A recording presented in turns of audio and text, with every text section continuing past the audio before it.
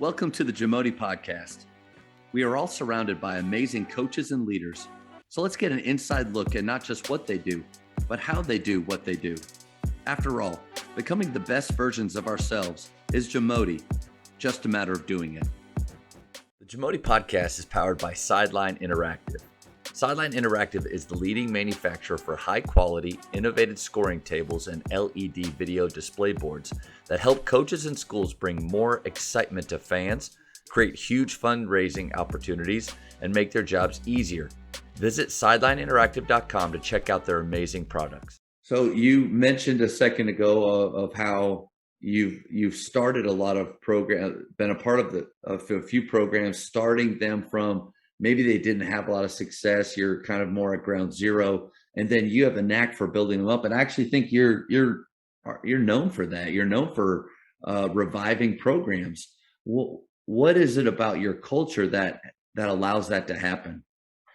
Yeah, I think it goes back to a little bit we were talking about before. It's just, being real and setting realistic expectations and then holding the team to that. And I think that's really hard to do because as coaches, we're all, can we be successful if we lose this guy? If one of your more talented guys who's not meeting the standard, what does that look like? If I put this guy on the bench or if I let this guy go from the team, what's that going to do? And I think that it's hard, right? I think that inhibits a lot of people from maybe getting that credibility like we're talking about, to where you get the buy-in. And I think I've got an open door policy. I'm in my office a lot. We're limited in what we can do at times of the year, but encouraging guys to pop in and have conversations and ask questions and get an idea of really where they're at. Because, growing up, we just didn't have that. It was you go to practice, you do what the coach says, you don't ask questions, you don't question anything, and you just come back and do it again, right? Yeah. And that's what we did, and it worked, but that's just not where we're at. How much better could it have been, though? Right. That's what we see now. Right. Like if they would have known, like we're talking about, hey, I'm seeing this, coach. Like that's what I encourage you guys. Come tell me what you're seeing. Let's have a conversation about ways we can do things better, whether it's practice or game, in-game stuff, defense, offense. We may not do it, but we might, but just having that thought and then feeling like, okay, I can come in and have this conversation because I want to help the team. And coach is actually going to listen to me, and we're going to try it, or we might not, but I just think you get more buy-in, and so I feel like that. My opinion is it is harder and harder. It gets harder and harder every year to build a team to where, in today's society with social media and all this stuff, it's just a me culture. It's, everything is me. And so it's hard to get a group of guys or girls to come together and move forward towards a team goal that means putting their individual goals secondary. And so that's always been our focus. I think I've definitely been fortunate with every team that I've taken over that, we had some guys in the program that were willing to just buy in to what it is we were trying to do year one.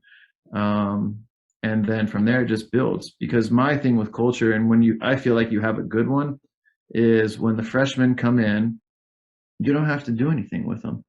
They fall in line with what the returners are doing, and they pick up the habits of what the returners are doing.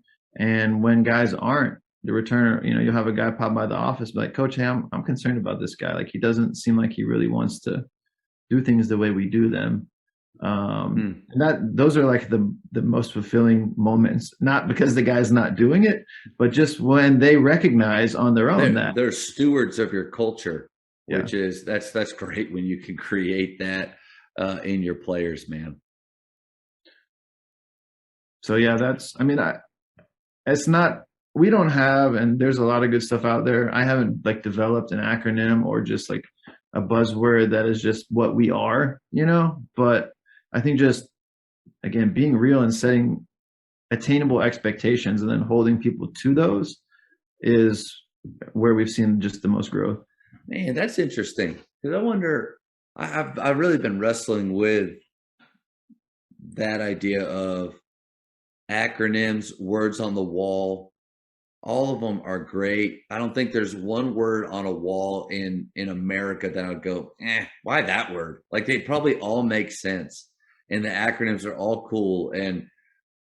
But then they don't matter at all if your players don't care about them, or if they actually don't feel like it is a part of your program, those standards are upheld, or if they feel like it doesn't contribute to winning. Do you go almost a zero approach with, hey, these are our words for the year, this is what we believe in? Obviously, you just said we don't really have an acronym. Do you kind of or not care about all of those things and just the relationship piece? What are your thoughts on that? I mean, my opinion is it changes, right? I think what the thing is maybe from year to year is different. So I know a lot of people have core principles and all those things, and I think we have those too. Again, we're just trying to minimize it to where it's, all right, right now it's just do what you're supposed to do. Yeah.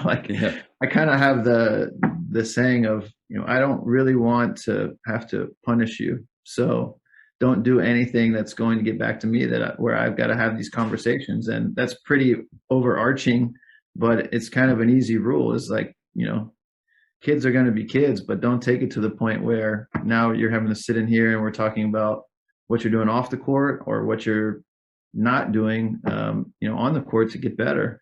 And so that's one of the biggest thing we talk about every year is like, well, here's the rule. Don't, because if it gets back to me, then I'm going to have to do something, and that's on you.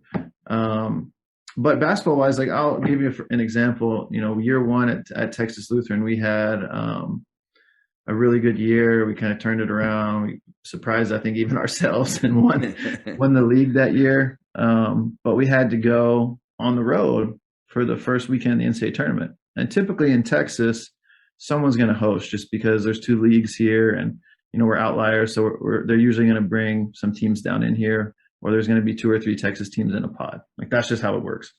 So we had an acronym that year. It was BITE. It was like, we want to be the best in Texas every day. If it were the Bulldogs, there was all this synergy. Yeah, that works. Worked out, right? But that was just for that year. It was like the reason we wanted to be the best every day was because we wanted to host. We wanted to get in and be the highest ranked team in state so that we could host if we got in, and we accomplished it, which was great.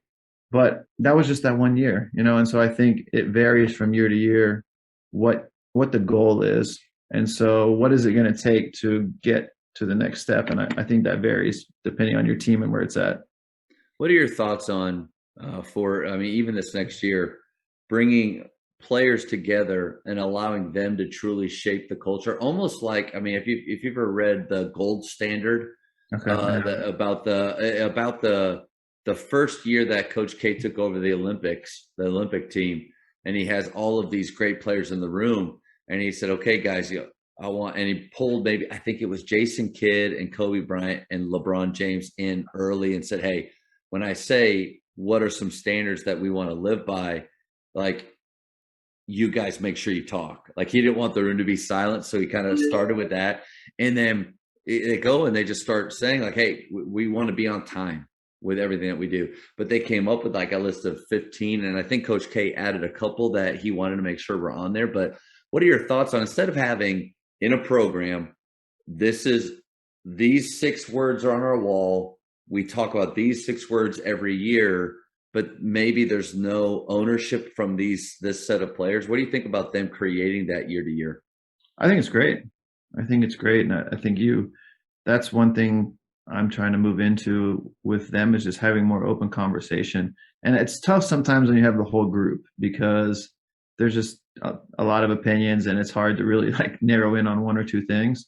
And so that's why we've tried to encompass this leadership group where there's, a guy or 2 from every class who, to me, have met the standard of work, and to where they have the credibility that we're talking about, and then just letting them have discussion, and then it's like, all right, well, whatever we come up with, you guys are in charge of making sure that this becomes part of what we do. It's been pretty neat to see it happen.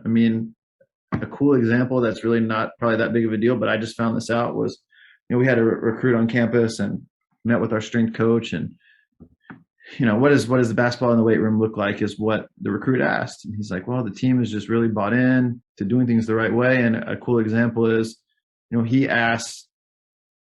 he wants the weight room to be set up a certain way. He wants all the logos on the racks to be pointed a certain way and all the dumbbells to be, like in order. And he's like, the only team that does it is men's basketball. Like when it's done, they come in and they set it up. And they're the only team. Like we have individuals that will come and do it on their own for their entire team, but like the only team that's doing that is them. And I had no idea, but that's cool because they talk about, we want to do things the right way. We want to, whatever the standard is in each spot, like we want to meet it and exceed it. And so that was an example of like, all right, well, maybe what we're talking about or they're, saying is actually coming through in actions. And right, that's the second piece of everything is I've got really smart kids here. They're very smart. They know what to say. Really good at saying the right stuff. But what's the follow through, on that? I mean, they're gonna choose the right words and they're gonna have like the right things to say on paper, but are we actually doing it? And so those are the fun moments when it's like, all right, we are actually taking some pride in some different things and making sure that we're trying to do things to a standard that's above what we were doing before.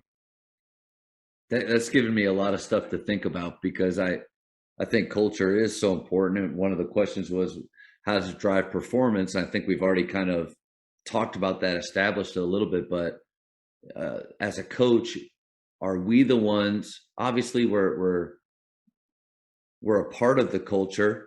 We're helping to set it and shape it, but we can't be the only ones driving it every single day. And it's got to be just like you just said. It's got to be things that they're actually doing, not just a clever acronym that sounds really cool or looks good on a t-shirt. Right. Absolutely. I think that's the number one thing is I say it all the time and it's getting further and further away. But, I used to always be like, I could start on this team because I'm going to know the sets and I'm going to play defense. I'm going to be in the right spots. I'm going to make open shots. Like, I don't know if I could do that anymore. But, one possession I could sure. start. If we need a possession to win the game, I can be out there and do it. But it's like we can't play. We can prepare you. We can tell you everything that's going to happen, but like we can't get on the court and do it. And so the guys got to buy in to the style and the expectation and holding each other accountable to what that looks like because we can only get them so far, and then it's on them to do it. So I think but that's every day. We don't hang out with them in social settings. We don't know all the stuff that's being said, and so you got to have leadership in the group to be like, no, you're not right about that, or hey, if that's how you feel, you should go talk to coach. Not letting things spread and just sit. And that's harder. It's harder for guys to be comfortable to step up in those moments, but it builds. Like as you get buy-in and as guys see what you're doing works and believe in it, I think that stuff just continues to grow. Thank you for checking out today's episode. Please take a moment to subscribe to this podcast, share it with your fellow coaches, and find us on social media for what's coming up next on the JAMODI podcast. It's just a matter of doing it.